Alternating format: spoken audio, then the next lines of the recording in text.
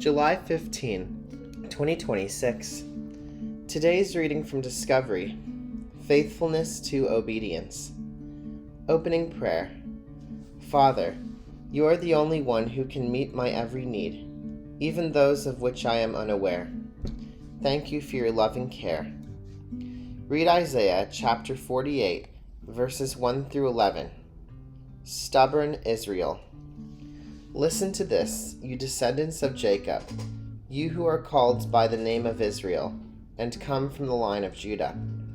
You who take oaths in the name of the Lord, and invoke the God of Israel, but not in truth or righteousness. You who call yourselves citizens of the holy city, and claim to rely on the God of Israel. The Lord Almighty is his name. I foretold the former things long ago. My mouth announced them, and I made them known. Then suddenly I acted, and they came to pass. For I knew how stubborn you were. Your neck muscles were iron. Your forehead was bronze. Therefore I told you these things long ago. Before they happened, I announced them to you, so that you could not say, my images brought them about. My wooden image and metal god ordained them. You have heard these things. Look at them all. Will you not admit them? From now on, I will tell you of new things, of hidden things unknown to you. They are created now, and not long ago. You have not heard of them before today. So you cannot say, yes, I knew of them. You have neither heard nor understood. From of old your ears have not been open. Well do I know how treacherous you are. You are called a rebel from birth. For my own name's sake I delay my wrath.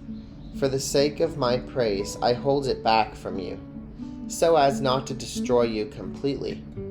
See, I have refined you, though not as silver. I have tested you in the furnace of affliction. For my own sake, I do this. How can I let myself be defamed? I will not yield my glory to another. Reflect. Recall some of the good things God has done in your life. Not only do the scriptures tell us about God, they also tell us about ourselves and our humanity, broken, damaged, fickle, and ungrateful. In Isaiah's words, the Holy One of Israel is proving himself to the house of Jacob by telling the new and unknown things to come, because they have failed to recognize who he is and what he has done. This zealous defense shows God to be one who tests, is patient, yet jealous. With its tendency to take control, Israel seems to have forgotten its relationship to the Lord Almighty. Are we any different?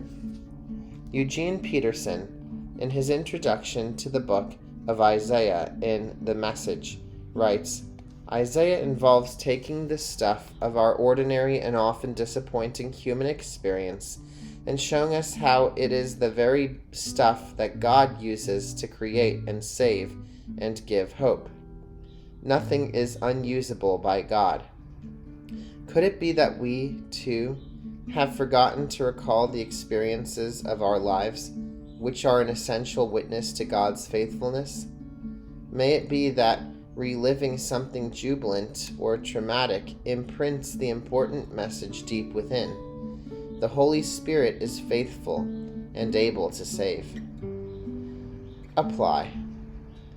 Look at a photo or a postcard of an occasion, happy or sad, a trip or a person. Is it possible to share this with your close family so that the blessing can be remembered or relived? Closing prayer.